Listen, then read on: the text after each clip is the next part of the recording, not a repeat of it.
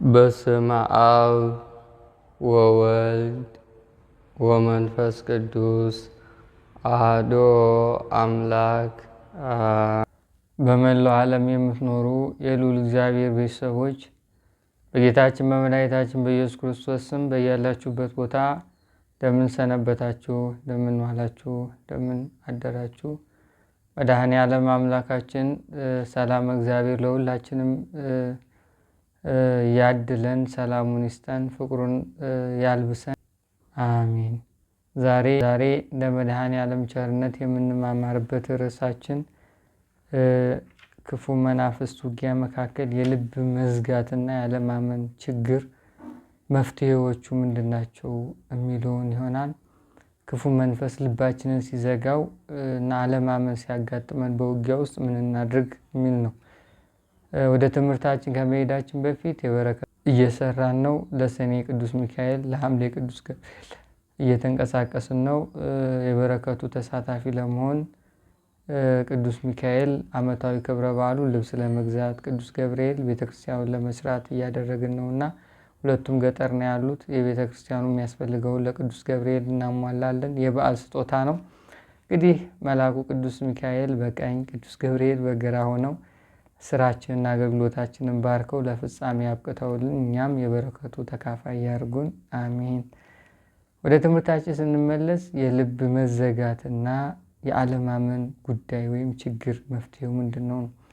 የብዙዎቻችን ጥያቄ ነው። ልብ መዝጋት፣ አለማመን፣ ስሜት አልባ መሆን፣ አንደበት ላይ ብቻ የንባብ እንጂ የጸሎቱ ኃይል የማይገለጥ፣ ስንሰግድ ከመውደቅ መነሳት ባሻገር ልቦናችን የማይነካው፣ መንፈሳዊ ሕይወታችን መናፍስትን የማያዳክም፣ የማይፈትን፣ የማያቃጥል ሲሆን የልብ መዘጋት ጉዳይ ነው።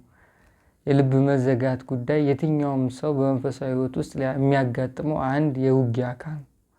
ልብ ሲዘጋ የነፍስ ዓይን ይዘጋል። ልብ ሲዘጋ የበረከት ምንጭ ይዘጋል። ልብ ሲዘጋ ምስጢር የማየት ጥበብ ይዘጋል።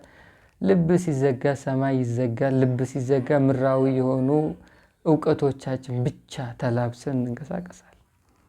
የምድር መዘጋት፣ የልብ መዘጋት ጉዳይ በዲያብሎስ ጥላ ውስጥ ትልቁ እርካታውና የፈተናው ኃይል አብዝቶ የሚገልጥበት መንገድ ነው። ልብ ሲዘጋ ሁሉ ነገር ስለሚዘጋ አያቃጥለውም፣ አይጎዳውም፣ አይፈትነውም፣ ሰራዊቱን አይበትንበትም፣ አያዳክመውም።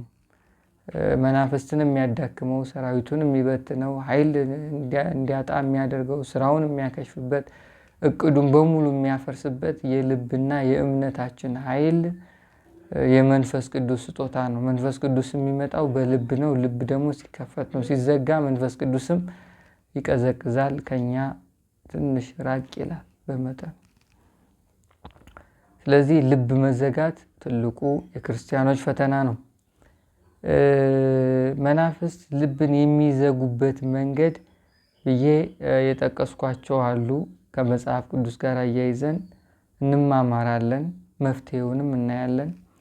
በመጽሐፍ ቅዱስ ውስጥ መጽሐፈ ምሳሌ 23-26 ላይ ልጄ ልብህን ስጠኝ፣ ልቡ ባለበት መንፈሳዊ መዝገቡ በዛው ይኖራል። ልቡ ባለበት አካሉም ሀሳቡም ስሜቱም በዛው ይኖራል። ሰሎሞን ልጄ ሆይ ልብህን ስጠኝ ይላል። ልብ ባለበት ቦታ መንፈሳዊ መዝገብ አለ። ልብ ባለበት ቦታ ስሜትህም ሀሳብህም ፍላጎትህም በዛው ነው። ስለዚህ ትልቁ ለመንፈሳዊ ሕይወት ለእግዚአብሔር የሚሰጠውም ስጦታ ልብ ነው። ሁሉም ነገር የመንፈሳዊ ሕይወት ጉዞዎች በሙሉ በልብ በኩል የተያዙ ናቸው። ያንተ ምስጢር ሊገለጥልህ የሚችለውም ስለ መናፍስትም የበለጠ ልታውቅና ልታቃጥላቸው የምትችለውም በሕይወት ውስጥ ጥያቄ የሆኑብህ ነገሮች መልስ የሚመጡልህም በልብህና በተከፈተበት መንገድና ልክ ነው። ስለዚህ ልብህን ስጠኝ የሚለው ቃል ለብዙዎቻችን እግዚአብሔር አምላክ ለልጆቹ የሚሰጠው መልእክትም ጭምር ነው። ልብህን ስጠኝ፣ ከዛ ጥያቄን እመልሳለሁ። ልብህን ስጠኝ፣ ምስጢር እገልጥልሃለሁ። ልብህን ስጠኝ፣ ጸጋ እሰጥሃለሁ። ልብህን ስጠኝ፣ ክብር አላብስሃለሁ። ልብህን ስጠኝ፣ በምድር ላይ ሰማያዊ ሕይወት እንድትኖር አደርግሃለሁ። ክፉና ደጉን የዓለምን ሴራና ጥበቧን ድብቅ የሆነ የመናፍስት አካሄዷን በሙሉ እገልጥልሃለሁ። ይሄ ሁሉ የሚሆነው ግን ልባችንን ለእግዚአብሔር ስንሰጠው። አዎ መንፈስ ቅዱስ በሰሎሞን በኩል ለትውልዱ ያስተላለፈው ቃል ነው። ልብ የሚዘጋበት መንገድ ብዙ ናቸው። ከዛ ውስጥ ትንሹን ዘርዘር አድርገን እናያለን። የመጀመሪያው ነጥብ ከውስጥ እያወሩ ነው። ጸሎት ስናደርግ፣ ስግደት ስንሰግድ፣ የትኛውም መንፈሳዊ ልምምድ ውስጥ ስንሆን ክፉ መናፍስት በመንደርም በሰፈርም በቪዲዮም በሶሻል ሚዲያ ማለት ነው በተለያዩ መንገድ ያገኘናቸው የክህደትና የአሕዛብን ድምጾች ከውስጡ ነው እያሰሙ እምነታችንን ይሸረሽሩታል። መንፈሳዊ የሆኑ ተመስጦቻችንን በሙሉ በጸሎት ጊዜ ያጠፉታል። ስለዚህ ይሄ ከሆነ ደግሞ ልብን የመዝጋትም ችሎታ በዚሁ መንገድ ያገኛሉ። በተለይ ስድብ፣ ከውስጥ መሳደብ፣ የስድብ ድምጾችን ማውጣት፣ ተመስጠን እየጸለይን ሹክ ማለት የብልግና ድምጾችን ከውስጥ ሹክ ብሎ በዛ አንደኛ ይሄ እርግት ብለ በተመስጦ በተሰበሰበ ሀሳብ የምታደርሰውን ጸሎት መረባበሽ ነው።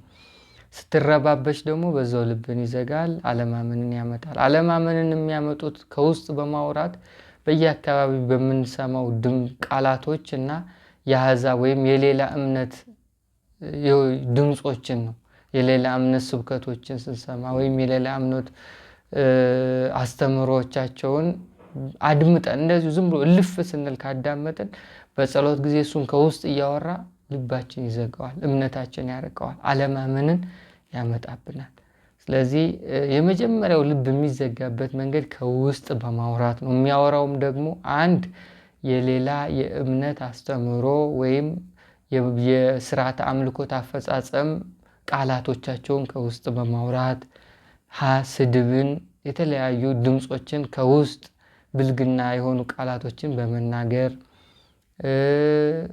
ስናሳልፈው የነበረውን የቀድሞውን ጊዜ ከጸሎት በፊት የተናገርናቸውን ቃላቶች፣ ያወራናቸውን ወሬዎች፣ ያሳለፍናቸውን ጊዜያቶች በሙሉ እያሳሰበ በህሊናችን ውስጥ የውስጥ ልብንና እምነትን መሸርሸር በጸሎት በውስጥ እያወሩ ልብን ይዘጋሉ ማለት ነው። ሁለተኛው ኃጢአት ነው።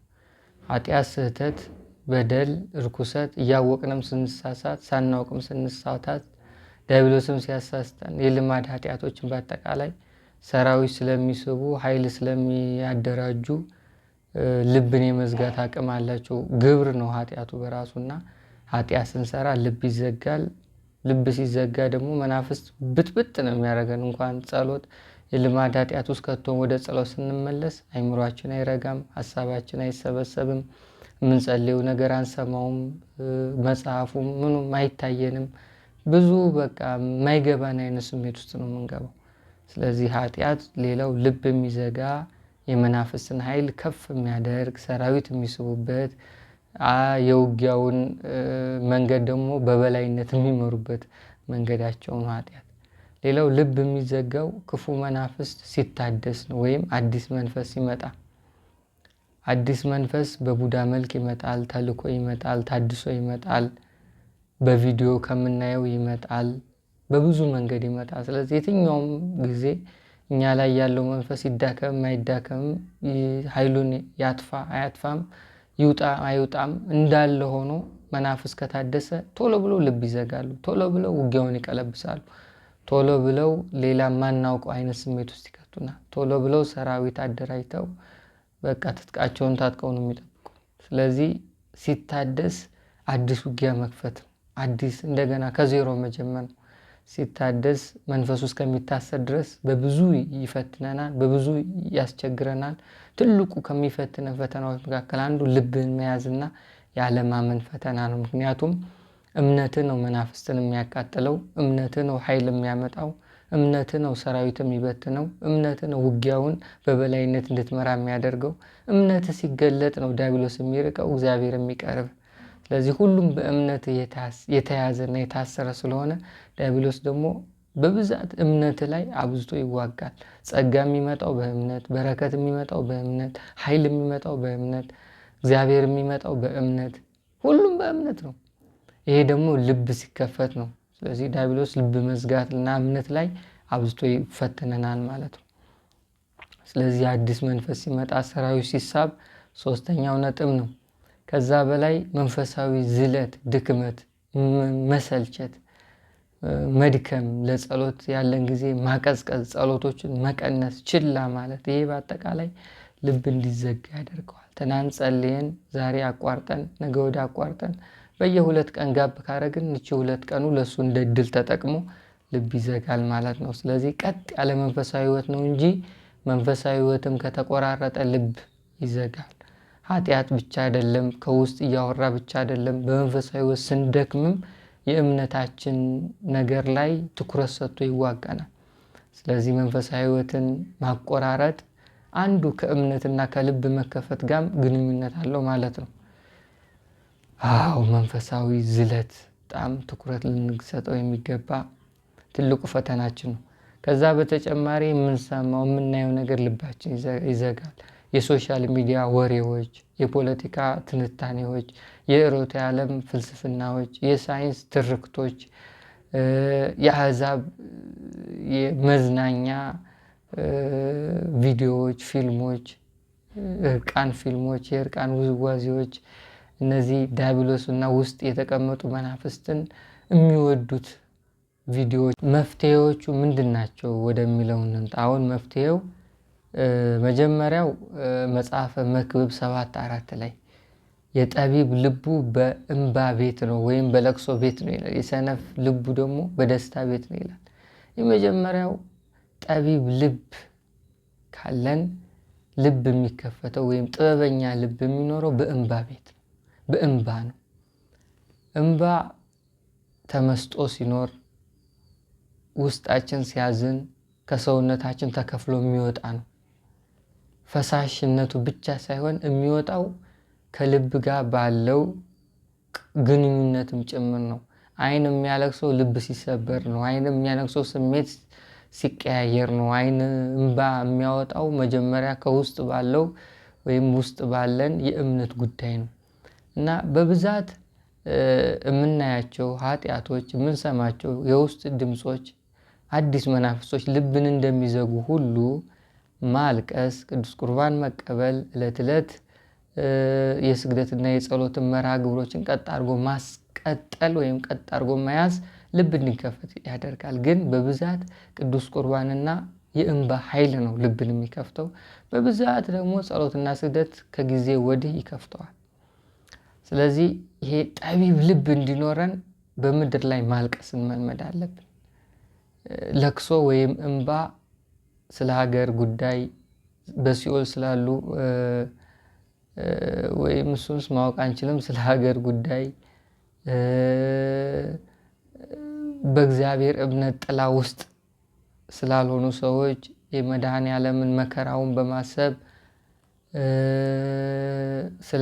ስለመጣብን የፈተና ውጊያ፣ የቤተሰብ ፈተናዎች፣ ይህም በሙሉ የመናፍስት ያደረሰብን ውርጅብኞች በሙሉ እያሰብን ካለቀስን እንባ ኃጢአትን ያጥባል፣ ልብን ንጹህ ያደርጋል፣ እግዚአብሔርን ያቀርባል፣ የነፍስ አይንን ብሩህ ያደርጋል፣ ሞገስ ይሰጣል፣ ክብር ይሰጣል፣ ፊትን ብሩህ ያደርጋል።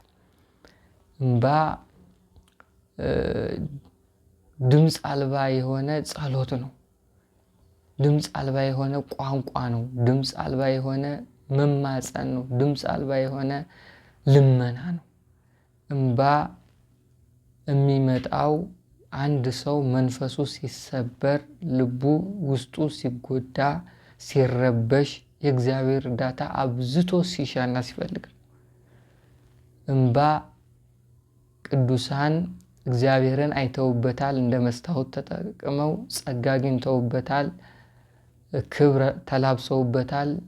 በእንባቸው ክፉ መናፍስትን ወደ ሲኦል አውርደውታል። በእንባቸው መላ አካላቸውን እሳት አድርገውታል። እንባ የኃይል ምንጭ ነው። እንባ የልብ የመከፈት መንገድ የሚከፍት ኃይል ነው። እንባ እርግማን የሚያመጣም ትልቅ ቁጣ የሚያመጣም ትልቅ በረከት የሚያመጣም ኃይል ነው። ባዘንባቸው ሰዎች ካለቀስን እርግማን ያመጣል። በተደሰትንባቸው ሰዎች የእንባ ምስጋና ካቀረን በረከት ያሰጣል። ስለዚህ እንባ ነው መጀመሪያ ልብ የሚከፍተው። ቅዱስ ቁርባን ዋናው እንዳለው ነው። በተደጋጋሚ ቅዱስ ቁርባን ልቤን ክፈትልኝ እያልን ከተቀበልን እሱ ይከፈታል። በተደጋጋሚ ጸሎትና ስግደት ለብዙ ጊዜ ካደረስን ጸሎትና ስግደቱን መቆራረጥ ከሌለበት እሱም ይከፍተዋል። መናፍስትም ስንቀጠቅጥም ስናዳክምም ስንሰግድም ከልቤ ላይ ተነሱ እያለን ካሰርናቸው ከገሰጽናቸው እዛም ይነሳል። እግዚአብሔርን ከጠየቅነው ልቤ ላይ የተቀመጡት መናፍስት አንሳልኝ፣ ልቤን ክፈትልኝ ብለን ሱባኤ ገብተን ቅዱስ ቁርባን ተቀብለን አልቅሰን ተማጽነን ከጠየቅነው እሱም ይከፍትልናል። ስለዚህ በዚህ ሁሉ መንገድ ልብ ይከፈታል። በሱባኤ እግዚአብሔር ይከፍታል። በመማፀን እግዚአብሔር ይከፍትልናል። ከጠየቅነው ይከፍትልናል እሱ እግዚአብሔር። እኛ ደግሞ በእንባ በቅዱስ ቁርባን ተደጋጋሚ ጸሎትና ስግደት ስናደርግ በእኛ በድካማችን ልብ ይከፍታል። ስናለቅስ ሩህሩህ እንሆናለን። ስናለቅስ ፍቅር ይኖረናል። ስናለቅስ የዋህ እንሆናል። ስናለቅስ ቸርና ደግ ትዕግስት እንላበሳለን። ስናለቅስ የእግዚአብሔር የሚያየውን የምናይበት አጋጣሚ እናገኛለን። ስለዚህ ትልቁ እንባ ትልቁ ቅዱስ ቁርባን ነው። እውነተኛ የሆኑ ትውልዶችን የምንፈጥረውና እኛ ራሱ በግል ህይወታችን እውነተኛና ሕገ እግዚአብሔር የምንጠብቅ የምንሆነው ሩህሩህና የዋህ ልብ ሲኖረን እንደሆነ ሁሉ ስርዓቱና ሕጉን የምንጠብቀው ደግሞ የአምልኮታችን ህይወት የጠነከረ ሲሆን ነው። አምልኮት ከጠነከረ ይሄ ልብን እንኳን የመክፈትና የመዝጋት ጉዳይ እንደ አንድ ልምድ የውጊያ አካል አድርገን ስለምንማማረው ወይም ስለምናውቀው እሱ ላይ የሆነ መንገድ ፈጥረን ይከፈታል ማለት ነው። መድኃኔዓለም አምላካችን በቸርነቱ ልቦናችን ይክፈትልን፣ ለመንግስቱ ያብቃን። አሜን። ወስብሐት ለእግዚአብሔር። ይቆይ።